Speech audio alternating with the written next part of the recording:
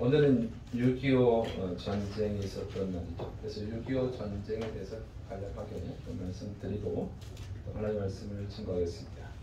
1950년 6월 25일 일요일 새벽 3시에 북한의 김일성이 군대를 소집하고 또 1시간 만에 새벽 4시에 기습적으로 남침을 했습니다. 그리고 3일 만에 서울을 함락시켰습니다. 그때 남한이 속수무책으로 당한 거예요. 그 이유는 보니까 6월 24일 날 체육대회를 하고 군부대 체육대회를 하고 또 군인의 절반가량에 해당되는 군인들을 휴가를 보냈다고 하는 것이죠. 이게 일요일이니까. 그래서 북한이 그 침공할 때 방어할 수 있는 군인들이 없는 거예요. 그리고 무기들도 마찬가지죠. 북한은 보니까 탱크가 242대, 비행기가 226대, 포가 2,492명, 함정이 110척, 군인은 20만 1,050명 이렇게 무장을 했어요. 남한은 그 국군은 탱크 0대, 비행기 10대, 포가 1,051명, 함정이 36척, 군인이 10만 3,827명. 그런데 절반 정도는 휴가를 가고 이런 상황이었어요. 그래서 북한군이 파죽지세로 남침을 감행할 수 있었던 것입니다. 무기도 없고 군인도 훈련도 안 돼 있고. 미국이 주도하는 유엔군이 조직이 돼서 우리나라를 도와줌으로 인해서 간신히 나라를 지킬 수 있었습니다. 미국의 메가더 장군이 인천 상륙작전을 성공시켜서 북한까지 진격을 하죠. 그래서 통일할 수 있는 기회도 왔었는데 중국군의 개입으로 인해서 다시 일사후퇴를 하게 되고 치열한 공방전을 치르다가 1953년 7월 27일 휴전을 하게 되었습니다. 3년 1개월 2일 동안 전쟁을 치른 거예요. 총 1129일 이 전쟁으로 수많은 사상자가 발생을 했습니다. 국가기록원 자료를 보니까 사망자 수가 국군이 약 14만 명, 유엔군이 4만 명, 그 중에 미군이 약 3만 7천 명. 그래서 유엔군의 91%가 사망한 사람들이 미군이더라고요. 그리고 북한의 사망자가 북한군이 약 52만 명, 그리고 중국군이 약 15만 명 이렇게 됐어요. 그래서 유엔이 군대를 파견해서 우리나라를 지켜줬는데 이것은 정말 하나님의 은혜인 줄을 믿으시길 바랍니다. 이게 진짜 하나님의 은혜인 거예요. 왜냐하면 요즘 러시아가 우크라이나를 침공을 했어요. 그래서 여러 나라가 도와줍니다. 무기를 지원해주고 있어요. 그런데 군대는 파견하지 않아요. 군대를 파견했다가는 전쟁의 불똥에 자기 나라로 떨어질 것 같으니까. 그러면 또 많은 사람들이 죽잖아요. 네, 생명이 더 귀하니까. 무기는 공급해 주는데 군대는 파견하지 않고 있습니다. 그런 걸 보면 6.25 전쟁 때 여러 나라에서 우리나라를 위해서 대신 싸워줬다고 하는 것은 정말 하나님의 은혜인 줄 믿으시기 바랍니다. 22개의 나라가 참전을 했어요. 그러니까 미국, 영국, 캐나다, 튀르키예, 호주, 필리핀, 태국, 네덜란드, 콜롬비아, 그리스, 뉴질랜드, 에티오피아, 벨기에, 프랑스, 남아프리카 공화국, 룩셈부르크, 인도, 노르웨이, 덴마크, 스웨덴, 이탈리아, 독일 이렇게 22개의 나라가 우리나라를 위해서 목숨을 걸고 싸워줬습니다. 우리나라가 지금은 세계 10대 경제 대국이 되었습니다. 정말 놀라운 성공을 이룬 거예요. 그래서 가난한 나라들을 우습게 여기는 분들도 있어요. 그러니까 우리 그리스도인들은 그래서는 안 될 줄을 믿으시기 바랍니다. 하나님은 은혜를 모르는 사람들을 좋아하지 않아요. 하나님은 은혜를 모르는 백성에게는 은혜를 베풀지 않습니다. 항상 감사한 마음을 가지고 또 겸손한 마음을 가지고 또 우리가 하나님께 영광 돌리고 또 다른 나라들을 도와줄 수 있어야 될 줄을 믿으시기 바랍니다. 근데 이 22개국이 우리나라를 도왔다는 것은 정말 하나님의 은혜예요. 잠언 16장 9절 사람이 마음으로 자기의 길을 계획할지라도 그의 걸음을 인도하시는 이는 여호와님이시니라 그랬어요. 하나님이 그 사람의 걸음을 인도하신다고 그랬어요. 하나님이 22개 나라의 걸음을 우리나라로 인도하신 줄을 믿으시 바랍니다. 빌립보서 2장 13절 너희 안에서 행하시는 이는 하나님이시니 자기의 기쁘신 뜻을 위하여 너희에게 소원을 두고 행하게 하시나니. 하나님은 사람의 마음속에 소원을 불일 듯 일어나게 하셔서 그 일을 하게 하셔요. 그렇게 정말 하나님의 도움인 줄을 믿으시기를 축원합니다. 하나님의 도움이 없었다면 우리나라는 사라졌을 거예요. 역사에서 사라지는 나라가 됐을 것입니다. 정말 감사해야 될 줄로 믿습니다. 그런데 우리가 생각해야 되는 것은 우리나라가 아직 전쟁이 끝나지 않았다는 거죠. 휴전 중이라는 거예요. 다시 전쟁이 발발할 수 있다고 하는 거예요. 그래서 우리에게는 더더욱 하나님의 은혜가 필요한 줄을 믿으시기를 축원합니다. 그리고 전쟁이 끝나더라도 마찬가지. 하나님의 은혜가 없으면 살아갈 수가 없어요. 어떤 분들은 전쟁을 끝내야 된다. 종전선언을 해야 된다. 평화협정을 맺어야 된다. 이런 주장을 하기도 해요. 그런데 그게 무슨 의미가 있을까 생각을 해보세요. 종전선언을 하면 전쟁이 안 일어날까요? 종전선언을 안 해서 전쟁이 일어났을까요? 평화협정을 맺으면 전쟁이 안 일어납니까? 저는 참 이상하더라고요. 그런 주장을 이해할 수가 없어요. 그 종이 한 장에 무슨 힘이 있다? 부적 같은 힘이 있다고 생각하는 거죠. 부적은 아무 힘이 없잖아요. 여러분 세계 제1차 세계대전이 끝났어요. 종전선언을 했어요. 그래서 세계 제2차 대전이 안 일어났나요? 일어났어요. 무슨 의미가 있어요? 미군과 탈레반이 2021년 평화협정을 맺었어요. 그리고 2021년 7월에 미군이 아프가니스탄에서 철수를 했습니다. 그리고 2021년 8월 10월 한 달 뒤에 탈레반이 아프가니스탄을 점령해버렸어요. 그렇게 점령이 끝났어요. 미군이 20년 동안 2001년부터 지켜왔거든요. 20년 동안 아프가니스탄을 지켜왔는데 미군이 철수하고 나니까 한 달 만에 함락됐어요. 종전선언, 평화협정, 그게 무슨 의미가 있을까요? 거기에 목을 매는 것은 저는 미신행위에 불과하다 이렇게 생각합니다.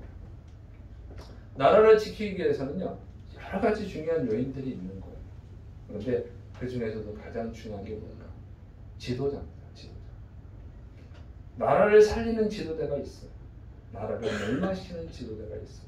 그래서 나라를 살리는 좋은 지도자가 있으면 그 나라가 발전할 수 있고 살 수 있는 거예요. 우리나라는 투표로 대통령을 뽑고 국회의원을 뽑고 시장을 뽑고 시의원을 뽑죠.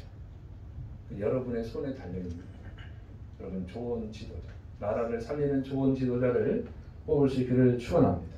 그럼 나라를 살리는 좋은 지도자는 누구냐? 오늘 읽은 본문은 바벨론 제국의 마지막 왕이었던 벨사살에 대한 기록입니다. 벨사살은요 나라를 살린 지도자가 아니라 나라를 멸망시킨 지도자예요. 그리고 이 벨사살이 다스리는 바벨론을 멸망시킨 왕이 있어요. 메데바사의 왕 고레스. 메데바사가 연합군인데 나중에 이제 고레스가 바사로 통일해요. 세계사에는 페르시아로 나옵니다. 페르시아. 그래서 이 바벨론을 멸망시킨 고레스는 나라를 살린 지도자예요. 그래서 오늘 본문을 통해서 나라를 살리는 지도자가 누군가 여러분 깨달음 얻고 또 여러분이 그런 지도자를 뽑고 또 여러분도 그런 지도자들이 되시를 축원합니다. 자, 이 바벨론은 어떤 사람이냐? 자신의 책임을 회피하는 사람이에요. 다니엘서 5장 1절 벨사살 왕이 그의 귀족 1000명을 위하여 큰 잔치를 베풀고 그 1000명 앞에서 술을 마시니라. 벨사살 왕이 그의 귀족을 위해서 잔치를 베풀었어요. 술잔치를 1000명을 모아놓고 여기서 귀족은 누구냐면 중요한 신하들. 그래서 벨사살 왕이 아주 고위급 신하들을 불러놓고 엄청난 규모의 술잔치를 베푼 거예요. 근데 왕이 신하를 위해서 술 잔치를 베풀 수 있죠. 고대 왕국에서 당연한 거 아니겠습니까? 요즘도 대통령이 강요도 뽑아놓고 잔치를 할 수 있어요. 그럼 괜찮은 거예요. 그게 문제가 아니고 이거는 그런데 이 상황은 아주 괴이한 상황이라고 하는 거예요. 왜냐하면 이때는 메데바사, 페르시아 군대와 전쟁 중이었어요. 2년 동안 전쟁을 치르고 있는 중이었어요. 전쟁 중에서 술잔치를 한 거예요. 그리고 포위당한 상황. 페르시아 군대, 고레스가 이끄는 페르시아 군대가 이 바벨론 성을 포위하고 있는 상태였습니다. 이 상태에서 술잔치를 한 거예요. 술잔치를 하면 되겠어요. 적군을 어떻게 물리칠 수 있을까? 그걸 연구해야 되는데 그걸 안 하고 술잔치를 한 거예요. 그러니까 자기가 할 일을 안 한 거죠. 직무유기. 근데 왜 이 벨사살 왕은 싸울 생각을 안 하고 술잔치를 했을까 하는 것이죠. 저절은 패배와 죽음에 대한 두려움입니다. 이 전쟁에서 패배하면 죽음을 당하잖아요. 이 벨사살이 처음에 그 페르시아 군대와 싸워서 패배했어요. 거기서 자기의 신하들, 자기의 군인들이 죽어가는 걸 봤어요. 그러니까 경험이 없는 왕이에요. 그게 무서워가지고 바벨론 성으로 피신한 거예요. 그래서 숨어 있는 거예요. 그래서 전쟁을 할 생각을 안 하는 거예요. 자기도 죽을 수 있으니까 전쟁을 안 하는 거죠. 두 번째로는 신하들에 대한 두려움이에요. 전쟁에서 패배한 왕들은 보통 어떻게 되냐면 암살을 당합니다. 이 바벨론이 멸망시킨 나라가 있죠. 아수르. 세계사에는 아시리아로 나와요. 이 아수르 제국의 아수르 제국을 멸망시켰는데 그 전에 이 아수르가 이스라엘을 쳐들어왔잖아요. 히스기야 때 쳐들어왔다가 하나님의 기적으로 싸우지도 못하고 18만 5천 명이 전염병, 아마 전염병으로 추출합니다. 도망가 버렸어요. 아수르의 사네립 왕이 도망갔습니다. 그리고 2년 뒤에 암살당해요. 더군다나 자기 아들들한테. 그 끝나버려요. 그러니까 전쟁에서 패배하면 잘못하면 암살당하는 거예요. 지금 러시아의 푸틴도 두려워하고 있잖아요. 어떻게 될지 모르니까. 전쟁에서 패배하면 그래요.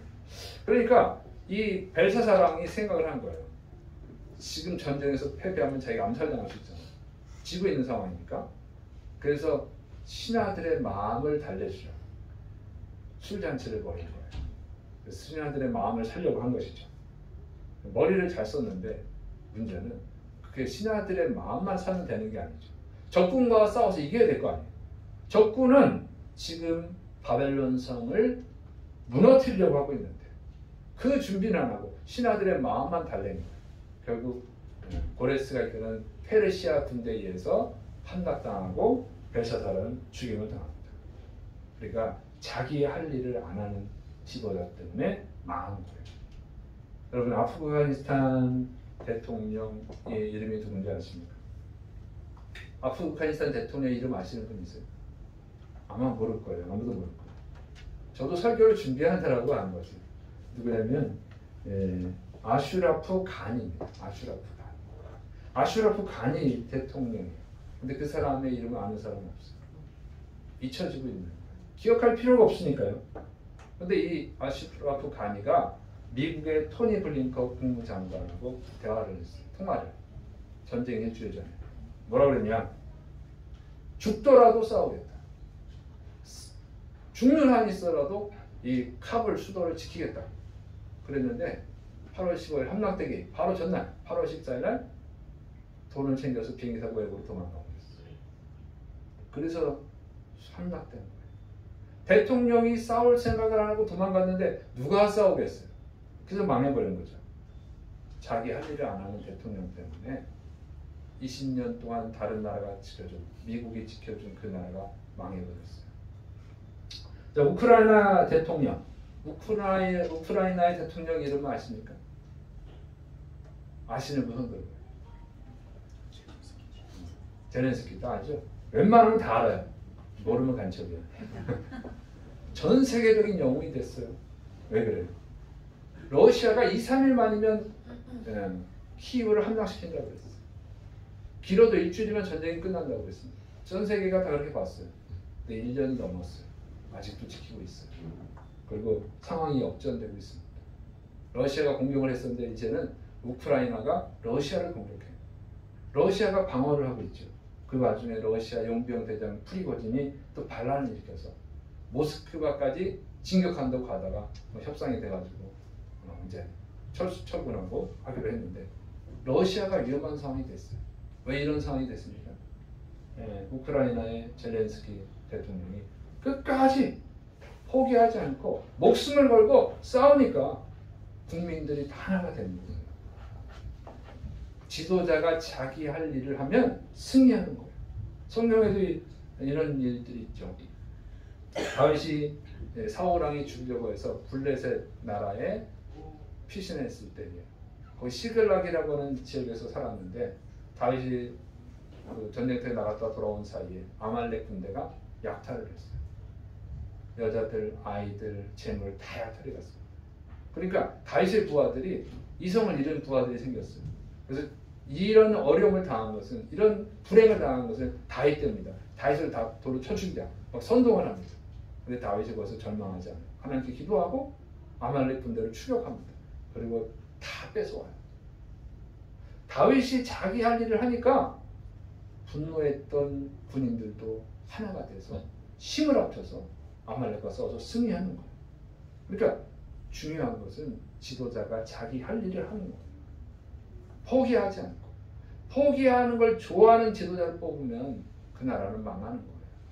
어떤 어려움이 와도 포기하지 않고 자기 할 일을 하는 지도자가 있으면 그 나라는 잘 되는 줄을 믿으시 바랍니다. 그 우리나라의 박정희 대통령 세계가 인정하잖아요. 잘 살아보세요. 생활운동 어려움 중에라도. 네, 그런 사람을 뽑으세요. 여러분 내 고향 사람인가? 나랑 학교 출신인가? 응? 나랑 어떤 뭐 인적 관계가 있나? 뭐 이런 거 따지지 말고 자기 이익을 위해서 미래를 망치지 말고 어떤 사람이 좋은 지도자인가 좀 보면서 잘 투표를 하시기를 바랍니다. 성경의 교훈을 얻어요. 자, 두 번째로는 이 벨사살은 어떤 사람이냐? 준비하지 않은 자신감을 갖고 있는 사람입니다. 벨사살 왕이 술잔치를 벌인 이유가 있어요. 아주 멍청한 사람은 아니에요. 왜 그러냐면 이 바벨론 성은요 난공불락의 요새입니다. 그러니까 이 바벨론 성에는 그 위에 뭐가 있냐면 유프라테스 강이 흘러요. 유프라테스 강. 바벨론 성이 이렇게 돼 있으면 저 상류에서 유프라테스 강이 흘러오는 거예요. 이렇게 흘러가다가 이 바벨론 성에서 갈라져요. 양쪽으로. 이쪽 두 줄기가 되는 거예요. 한 줄기로 내려오다가 바벨론 성에서 두 줄기로 돼서 흘러가는 거예요. 그러니까 이 바벨론 성은 섬 같은 거예요. 섬. 하나의 섬인 거죠. 두 줄기가 되니까. 네. 그러니까 마치 천여요새. 그리고 물살이 굉장히 빠르고 또 물이 수심이 깊어요. 그러니까 거기를 들어가려면 다리로만 들어가야 되는데 다리는 군대가 막아버렸으니까 했으니까 못 들어가고 배를 타고 가야 되는데 물살이 세니까 배를 타고 접근하기도 어려운 거죠. 그런 상황이었어요. 그리고 이 바벨론 성의 둘레가 9km 그리고 높이가 20m 또 어떤 자료는 90m 돼 있어요. 그러니까 22m에서 90m로 보면 되죠. 그리고 두께가 최소 7m 성벽의 두께가 7m예요. 그리고 제일 두꺼운 건 30m. 이런 성을 어떻게 무너뜨리겠어요? 그러니까 이 벨사살이 이 성을 무너뜨릴 수 있겠어. 그 다음에 또 하는 거예요. 그 성을 포위해가지고 아사 작전을 쓰면 되잖아요. 근데 바벨론은 대제국이었다. 아시리아 제국을 무너뜨린 대제국이에요. 그래서 여러 곳에서 조공을 받았어요. 그래서 20년 동안 먹을 식량이 있었어요. 그러니까 적군이 이 성을 무너뜨리려면 20년 동안 적군이 바깥에서 기다리고 있어야 돼요. 그럼 20년 동안 어떻게 버티겠어요? 적군이 굶어 죽지. 그렇게 안 되는 거예요. 그렇게 자신감이 있었어요. 20년 동안 버티면 된다. 이런 생각을 했을 수도 있어요. 근데 바벨론의 적군은 페르시아의 영웅이에요. 고레스예요. 전쟁 영웅이에요. 난공불락의 요새라도 무너뜨릴 수 있어요.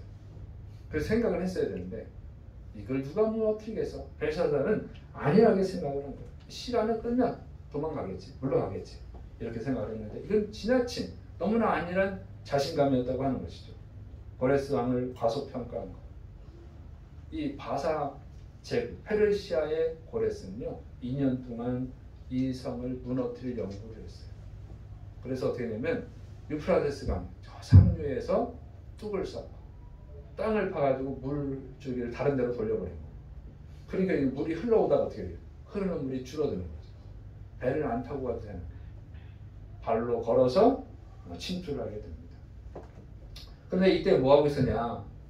벨사살은 신하들과 술잔치를 벌이고 있었던 거예요. 술잔치를 벌이고 있었던 거예요. 그 신하들이 장군들이 다 술에 취해가지고 그냥 잠에 들어버린 거예요. 밤중에 페르시아의 영웅 고레스가 침공을 한 거죠. 그러니까 완전 무혈입성이에요. 군인들도 다 술에 취해가지고 술에 안 취했어도 지휘를 해줄 군인들이 없어요. 장군들이 그냥 무너져 버린 거예요. 그래서 바벨론은 대제국이었지만 무너져 버렸어요. 그리고 메데바사 원래는 바벨론의 속국이었어요. 조공바치던 나라였어요. 그런데 이 고레스가 메데바사를 통일하고 이제 바벨론을 점령을 해버렸습니다.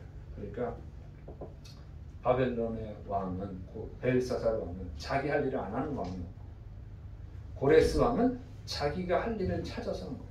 어떻게 해야 될 것인가 이걸 연구하는 것이죠.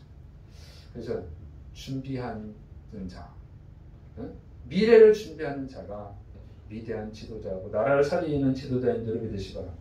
항상 준비를 해야 돼요. 성경에도 이런 역사가 또 있어요.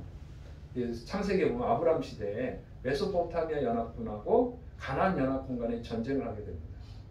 그런데 이 메소포타미아 연합군이 이겨요.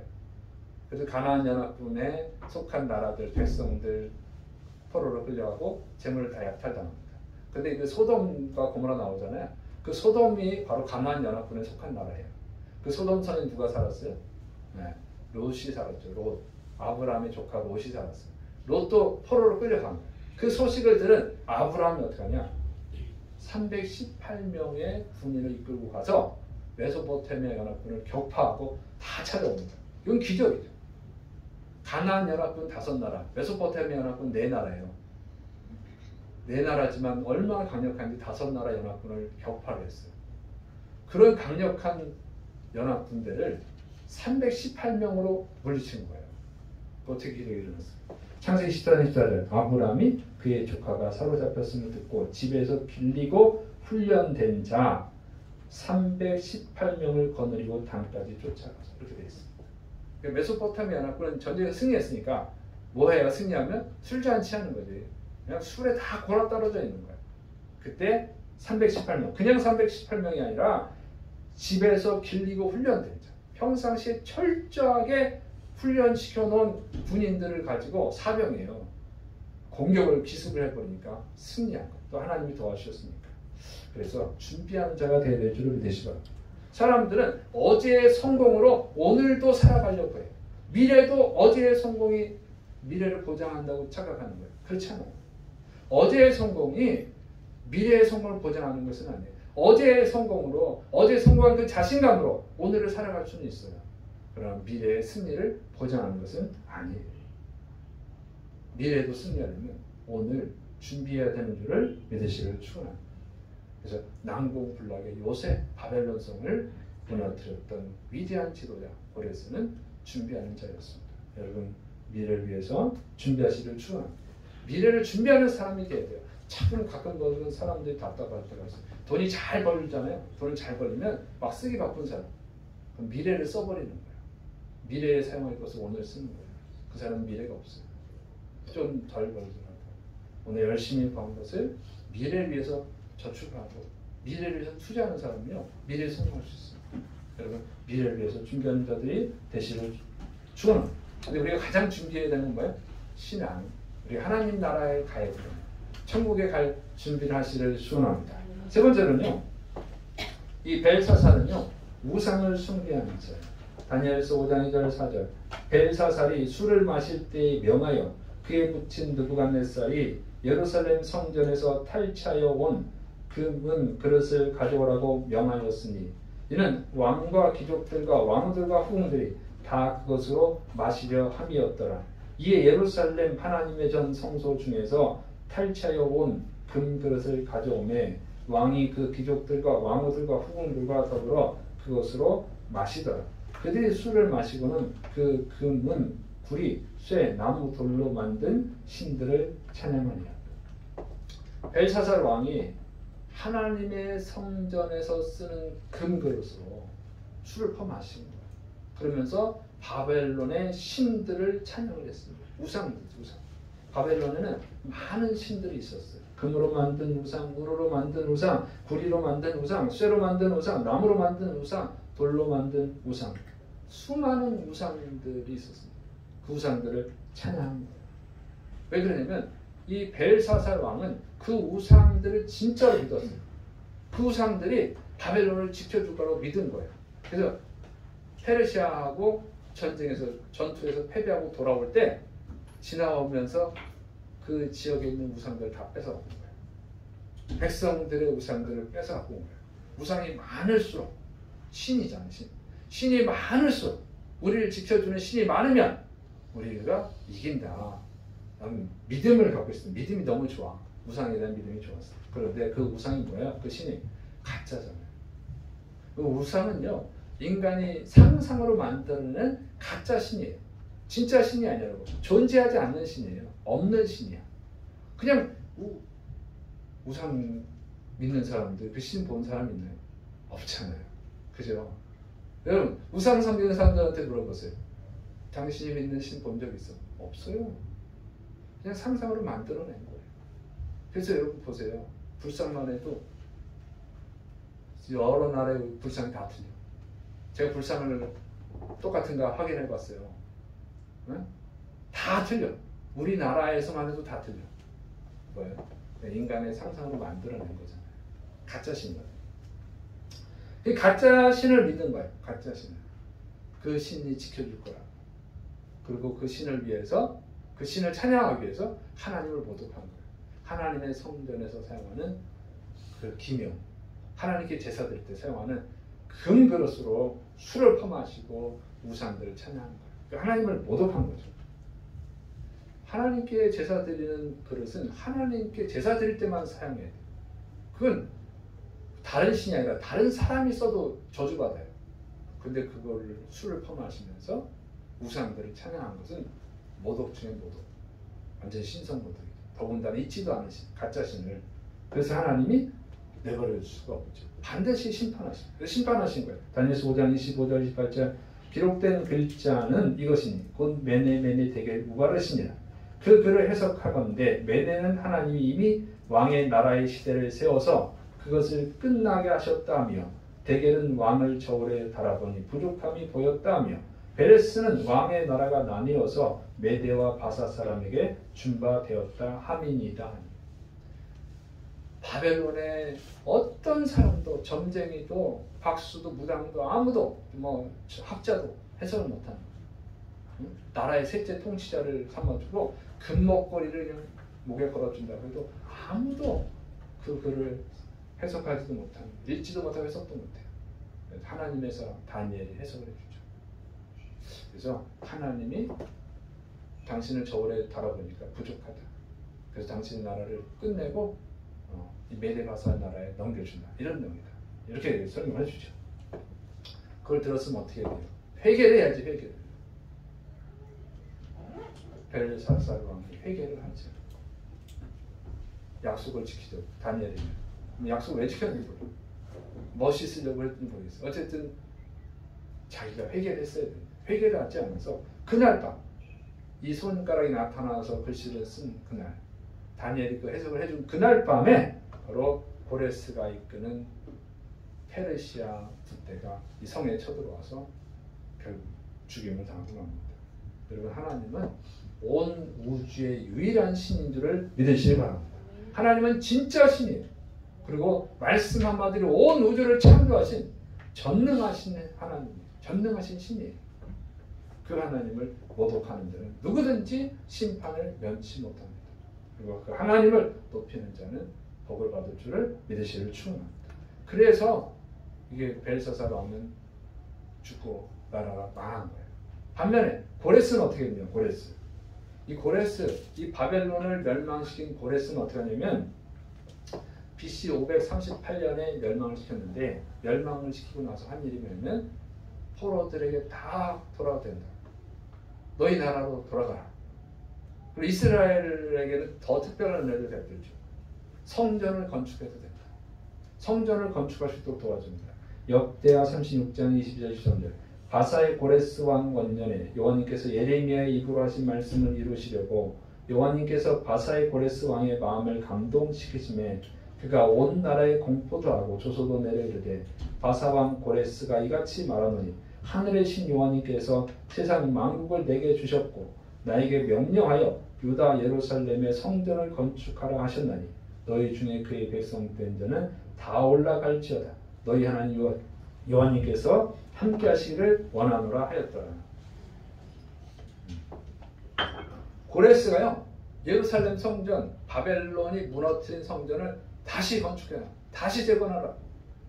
이렇게 칙령을 내렸어. 놀라운 역사죠. 너무 놀랍지 않아요? 이 바벨론 제국을 멸망시킨 그 엄청난 나라의 바사대국의 고레스가 하나님을 존중한 거예요. 이 성경 말씀 보면 꼭 하나님을 믿은 것 같은데 하나님을 믿었을지 안 믿었을지 모르겠어요. 이 메데 바사는 하나님을 믿지 않는 나라거든요. 이것도 역시 우상 숭배하는 나라거든요. 근데 이 우상 숭배하는 나라의 왕이 하나님을 존중합니다. 근데 왜 그렇게 되냐면 고레스가 태어나기 전 약 150년에서 200년 전에 고레스에 대한 예언이 있어요. 고레스가 태어나기도 전에 고레스에 대한 예언을 성경에 해놨어요. 이사야 44장 28절 고레스에 대하여는 이르기를 내 목자라 그가 나의 모든 기쁨을 성취하리라 하며 예루살렘에 대하여는 이르기를 중건되리라 하며 성전에 대하여는 내 기초가 놓여지리라 하는 자니라. 고레스가 나중에 태어날 건데 그 고레스가 태어나서 예루살렘 성전을 건축하라고 할 것이다. 이사야 선지가 예언하는 거예요. 이사야 45장 1절 여호와님께서 그의 기름 부음을 받은 고레스에게 이같이 말씀하시되 내가 그의 오른손을 붙들고 그 앞에 열국을 항복하게 하며 내가 왕들의 허리를 풀어 그 앞에 문들을 열고 성문들이 닫히지 못하게 하리라. 고레스가 여러 나라를 정복할 거라는 거죠. 바벨론 정도 함락시킬 거라고 하는 거죠. 고레스가 이걸 보게 되는 거예요. 자기가 태어나기 전에 150년 전에서 200년 전에 이미 예언되어 있는 거예요. 성경에. 그걸 봤을 때 고레스가 얼마나 놀랐겠어요. 전율이 일어났을 거예요. 그 당시 바벨론은 어느 누구도 쓰러뜨릴 수 없다고 생각했는데 그런 놀라운 일이 일어난 거죠. 그러니까 하나님을 경외하게 되겠죠. 그래서 고레스는 하나님을 믿었는지 안 믿었는지 잘 모르겠어요. 진짜로 믿었는지 안 믿었는지 모르겠지만 하나님을 존중한 것은 분명한 것입니다. 그래서 성전 건축을 허락했어요. 그래서 벨사살은 하나님을 모독했고 고레스는 하나님을 존중했기 때문에 하나님이 이 고레스에게 승리의 복을 주신 줄을 믿으시기 바랍니다. 하나님은 하나님을 높이는 자를 높여주신다고 그랬어요. 그래서 나라를 살릴 수 있는 좋은 지도자는 누구냐? 바로 하나님을 섬기는 자, 하나님을 높이는 자인 줄을 믿으시기를 축원합니다. 여러분 인간의 노력에는 한계가 있어요. 하나님이 도와주시지 않으면 인간이 아무리 노력해도 좋은 성과를 거둘 수 없어요. 보통은 최선을 다하는 자가 성공합니다. 근데 여러분 최선을 다한다고 해서 반드시 성공이 보장되는 것은 아니라는 거예요. 여러분 최선을 다함에도 불구하고 성공하지 못한 사람들이 있잖아요. 그리고 그렇게 최선을 다한 것 같지는 않은데 성공하는 사람도 있어. 누가 성공하느냐? 하나님이 도와주시는 자가 성공하는 줄을 믿으시기 바랍니다. 고린도전서 3장 7절 그런즉 심는 이나 물 주는 이는 아무것도 아니로되 오직 자라게 하시는 이는 하나님 뿐이니라. 네, 우리가 농부가 밭에 가서 씨를 심고 또 물을 주고 잡초를 뽑아주고 거름을 주면 농사가 잘 돼야죠. 그러나 항상 그렇게 끝나는 게 아니고 태풍이 와가지고 또는 흉년이 와가지고 비가 안 와가지고 농사를 망치기도 하잖아요. 최선을 다한 게 아니에요.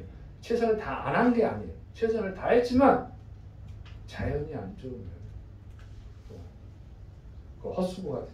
그래서 그런 것을 도와주시는 분은 하나님이신 줄을 믿으시길 축원합니다.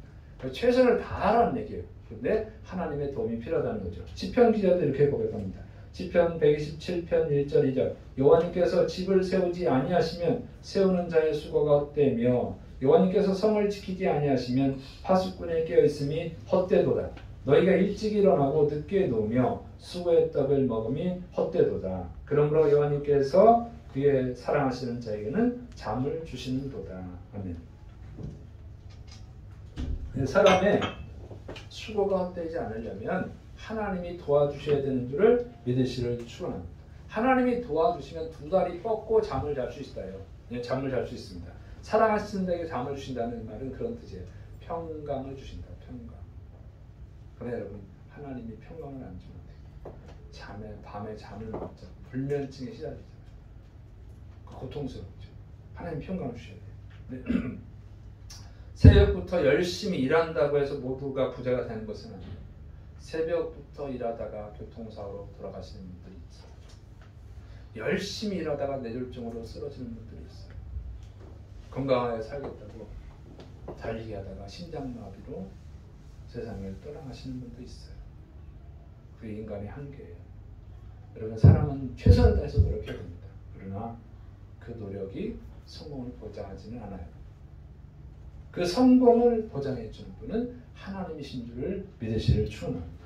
하나님의 손에 있어요. 이걸 믿으셔야 돼요. 그리고 하나님의 도움을 받으려면 하나님 앞에 무릎을 꿇고 하나님을 경외해야 되는 줄을 믿으시기 바랍니다. 바벨론을 멸망에 이르게 한 벨사살 왕은 하나님을 모독을 했고, 페르시아를 제국으로 만든 고레스 왕은 하나님을 존중했습니다. 그래서 나라를 살릴 수 있는 좋은 지도자는 누구냐? 하나님을 존중하는 자, 하나님께 무릎을 꿇는 자인 줄을 믿으시를 축원합니다. 그런 지도자를 잘 보세요. 선거철에 누가 하나님께 무릎을 꿇는지를 살펴보세요. 근데 안타깝게 하나님께 무릎을 꿇는 자가 없더라고요. 여러분, 그럼 예수님 믿는 사람 뽑으면 되나? 교회 다니는 사람? 너무 유치한 생각이에요. 너무 단순한 생각이죠. 그러니까 교회 다녀도 다 그냥 우상한테 절을 하더라고요. 교회 안수집사도, 장로도, 전도사도 우상에게 무릎을 꿇더라고요. 그런 사람이 좋은 지도자일 수 있겠어요. 그런 걸로 기준을 삼지 말고, 그래도 정말 잘 믿는 사람이 없으면 그 차선책을 생각해야죠. 고레스처럼 그래도 하나님을 존중하는 자가 좋은 지도자인 줄을 믿으시기 바랍니다. 그래서 기도하세요.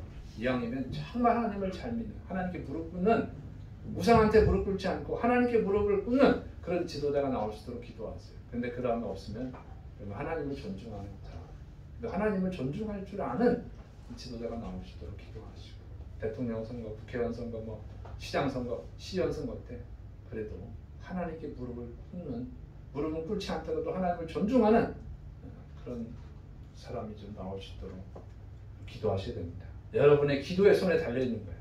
그리고 여러분의 투표에 달려있어요. 자, 그 다음에 여러분도 마찬가지로 좋은 지도자가 되시기를 축원합니다. 여러분, 우리는 모든 사람은요 다 그냥 지도를 받는 사람이 아니에요. 어떤 곳에서는 지도자의 위치에 서게 돼 있어요. 그죠? 여러분, 학생은요 학교에서 지도를 받는 사람이지만 학생 또래 집단, 친구들 사이에서는 어떤 친구는 지도자가 됩니다. 그런 역할을 하죠. 그리고 취미 모임도 있잖아요. 취미 모임에서 누구는 지도자 역할을 해요. 또 아줌마들 사이에서 누구는 지도자 역할을 할 수 있어요. 또 회사에서 지도자 역할을 하는 사람도 있고. 그러니까 우리가 다 끌려가는 입장은 아니고 어떤 곳에서는 지도자 역할을 하는 것이죠. 또 가정에서도 그렇잖아요. 가정의 지도자는 누굽니까? 가장? 요즘 세대가 바뀌어서 가장만 지도자가 아니고 부인이 지도자일 수도 있어요.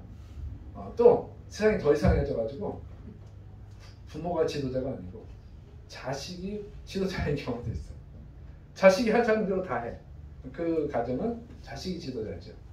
그래서 어쨌든 여러분은 어떤 곳에서는 지도자입니다. 그 지도자의 위치에 설 때 최선을 다하시고 미래를 준비하시고 하나님을 존중하시고 하나님께 무릎을 꿇을 수 있기를 축원합니다. 그러면 그것을 살리는 사람이 되는 거예요.